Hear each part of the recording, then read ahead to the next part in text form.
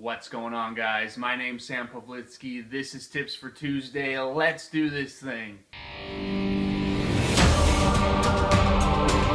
Recently, I've been getting a lot of questions, and really a lot of the same questions about real estate.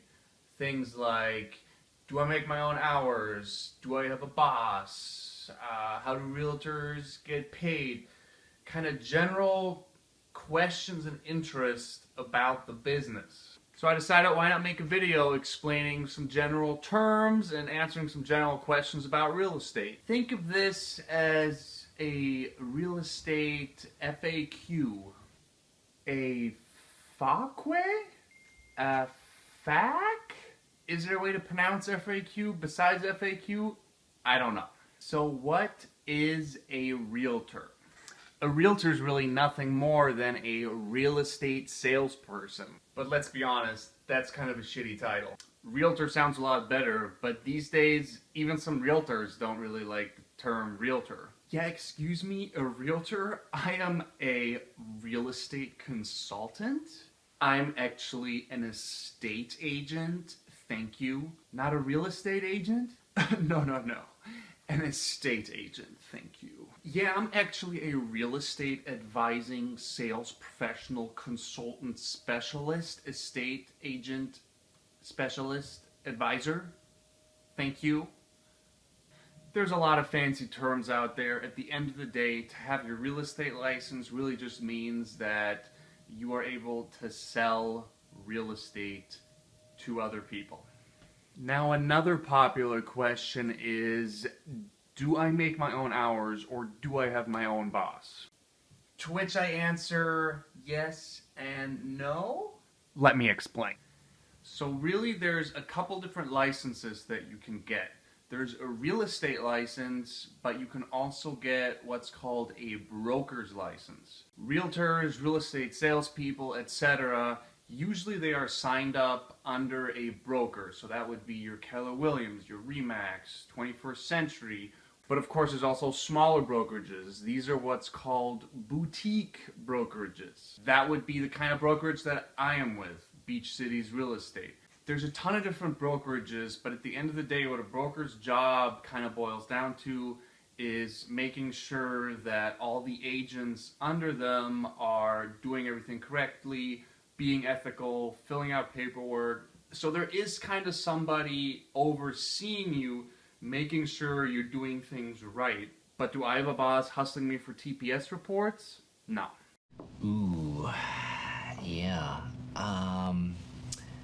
And yes, I do sort of make my own hours, but of course I work with clients and I have to adjust my schedule to their schedule. I think there's a couple reasons why I get a lot of the same questions all the time. First reason, I don't think the real estate industry always does the greatest job of being completely transparent and explaining things to customers in a simple way. Second reason is that there's not always the same answer for all these questions. There's a ton of variables. For example, let's talk about how realtors get paid. Now, in a lot of cases, and we're just talking about residential real estate here because that's what I specialize in, the seller, the person who's selling the home, usually ends up paying the commission for both their realtor and the realtor that the buyer is using. However, there's a lot of new broker models coming out recently that kind of take a different approach to real estate. For example, there are what's called discount brokers out there that will pay the real estate agents hourly and give a chunk, if not all, of their commission back to the buyer or contributed towards the buyer's closing costs. So there's different models and different ways that realtors are doing things out there. But let's backtrack a little bit to how, in most scenarios, realtors get paid. As I already said, the person who's selling the home ends up usually, in most cases, paying commission for both agents, if there are two agents. Now, if you're a buyer, that doesn't mean that the agent you're working with is on the seller's payroll. Quite the opposite, actually. If you have an exclusive agreement signed with the agent that you're using, if you're a buyer, that agent has what's called a fiduciary duty to you. That basically means that they're working for you, they have to have your best interest in mind, and they can't just give confidential information away to the seller or the seller's agent without your approval. So if you're a buyer, even though you might not be paying your agent, they're 100% working for you.